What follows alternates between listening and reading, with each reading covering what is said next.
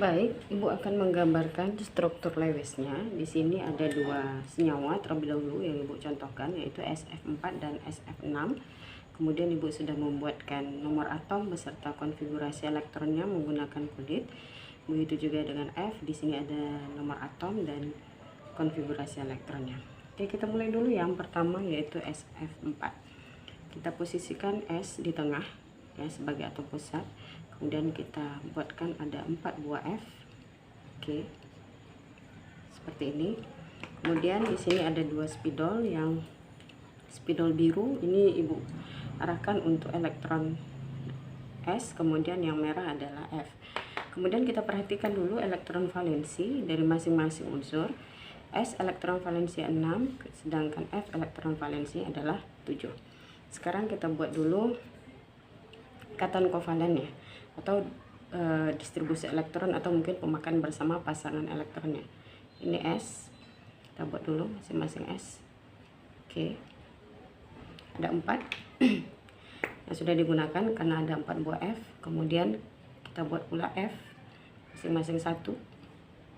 Kemudian ini juga F ya. Kemudian baru kita lihat elektron valensi dari S dan F. Elektron valensi dari F dulu mungkin.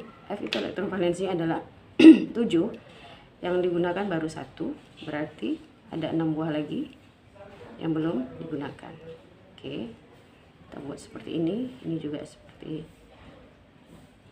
sama dengan yang tadi, ada 6 buah yang belum digunakan. Yang ini juga seperti itu karena ada 6 elektron yang belum digunakan ya. Yang sudah digunakan 1 elektron valensi 7, berarti tinggal 6. Sini begitu juga. Oke, kemudian kita berpindah ke atom pusatnya atau S. S itu elektron valensi 6. Yang sudah digunakan, kita lihat yang berwarna biru ada 4 elektron. Sehingga ada 2 elektron lagi yang belum digunakan, atau kita kenal sebagai pasangan elektron bebas.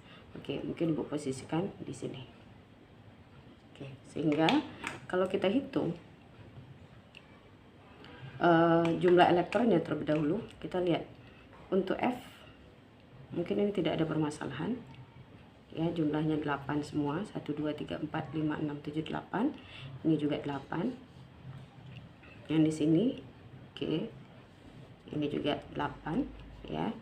Kemudian yang ini juga 8. Namun perhatikan S dengan ada duanya pasangan elektron bebas ini, 1 2 3 4 5 6 7 8 9 10. Artinya seluruh elektron pada S ini, kita perhatikan jumlahnya itu menjadi 10 ya.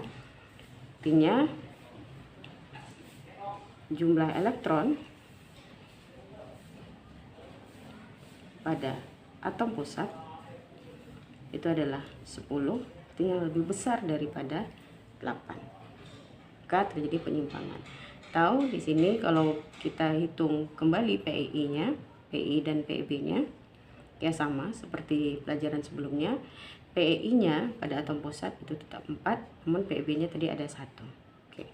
Dan ini dikatakan ya, karena jumlah elektron yang lebih dari 10 maka merupakan penyimpangan.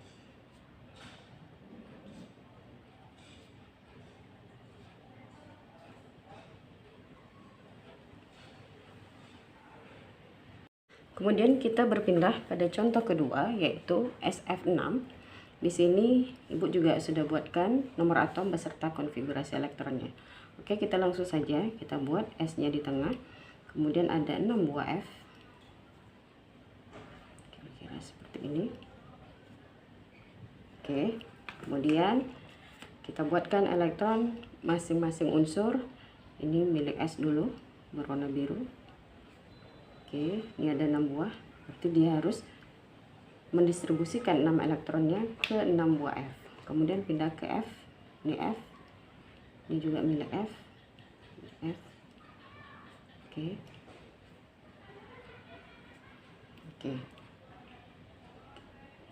Kemudian seperti tadi sama, kita hitung dulu, atau kita lihat dulu elektron valensinya. S ada 6, F ada 7. Kita mulai dulu dari F. F ada 7 elektron, yang sudah digunakan 1, berarti tinggal 6 buah lagi pada masing-masing F. Kita buat di sini 6, ini juga 6. Oke, ini juga. Ini juga 6.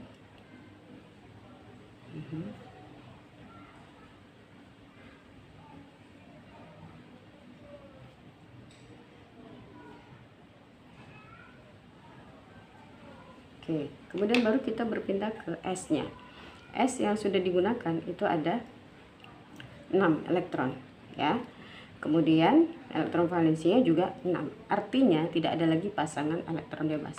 Namun perlu kita hitung apakah S ini sudah memenuhi kaidah oktet. Oke, kalau untuk F mungkin tidak ada masalah. Ini jumlahnya 8. Ini juga jumlahnya 8 atau oktet. Ini juga jumlahnya 8 oktet. Ini juga jumlahnya 8 oktet. Kemudian yang ini juga jumlahnya 8. Ini jumlahnya 8. Namun perhatikan, kalau untuk S kita perhatikan jumlah elektronnya 1, 2, 3, 4, 5, 6, 7, 8, 9, 10, 11, 12. Maka jumlah elektron pada atom pusat itu berjumlah 12. Tahu di sini Ibu buatkan jumlah elektron pada atom pusat itu 12, artinya lebih besar daripada 8 dan merupakan penyimpangan oktet. Oke, maaf ini juga tadi atom pusat ya. Oke. Kemudian kalau misalnya kita hitung kembali PEI sama PEB-nya. Ini PEI-nya ya, 6, PEB-nya tidak ada. Oke, jadi beginilah kira-kira struktur Lewis dari SF4 dan SF6 yang merupakan penyimpangan dari kaidah oktet. Baik, Ibu akan berikan contoh yang ketiga dan keempat dari penyimpangan kaidah oktet. Di sini ada BCl3 dengan BeH2.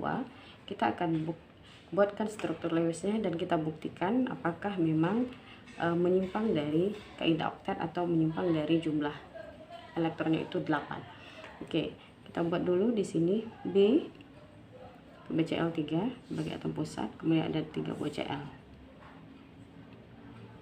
Oke, seperti tadi konfigurasi dan konfigurasi elektronnya untuk kedua unsur itu sudah Ibu buatkan. Sekarang kita akan buatkan titik-titik elektronnya. Kita mulai dulu dengan yang B.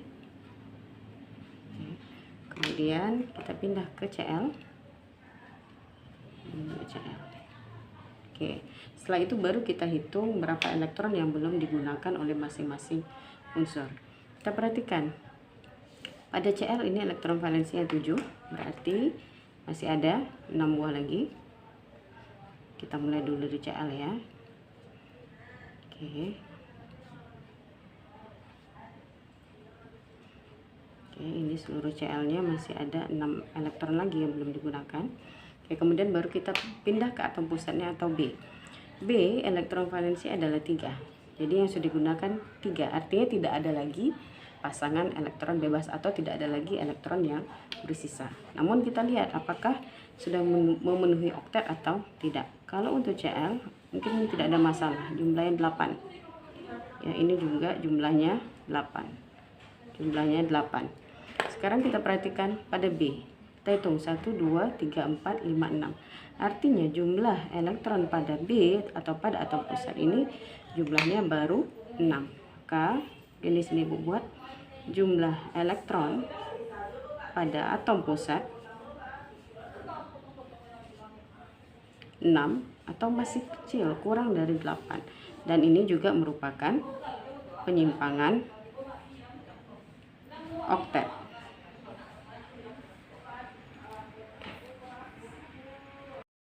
Oke, sekarang coba kita hitung PEI dan PEB-nya seperti biasa. PEI-nya tentu 3, PEB-nya tidak ada. Kemudian kita berpindah ke contoh keempat, yaitu BeH2 dan sama dengan sebelumnya, ini sudah ada nomor atom dan beserta konfigurasi elektronnya. Oke, kita langsung saja kita letakkan BE sebagai atom pusat, kemudian kita letakkan H sebelah kiri dan kanannya. Kemudian kita buatkan elektron-elektronnya. Ini BE dulu ya, kemudian kita buat lagi H, kemudian H. Oke, sekarang kita hitung kelebihan elektronnya jika memang ada berlebih dari elektron valensinya. Kita perhatikan H dulu. H elektron valensinya 1, sudah digunakan 1, ini juga 1, artinya sudah selesai. Kalau BE itu elektron valensinya adalah 2, yang sudah digunakan juga 2, artinya juga tidak ada elektron valensi yang berlebih. Baru kita lihat oktet dan dupletnya. Kita lihat untuk H mungkin tidak ada permasalahan karena jumlahnya sudah 2 atau mungkin memenuhi duplet stabil. Kemudian kita lihat BE. BE kita hitung jumlahnya di sini 1, 2, 3, 4. Artinya 4 ya. Kalau 4 berarti ya itu masih kurang dari 8, ataupun mungkin kalau misalnya kita masukkan duplet juga tidak bisa. Artinya kelebihan dari 2. Oke, kita buat di sini jumlah elektron pada atom pusat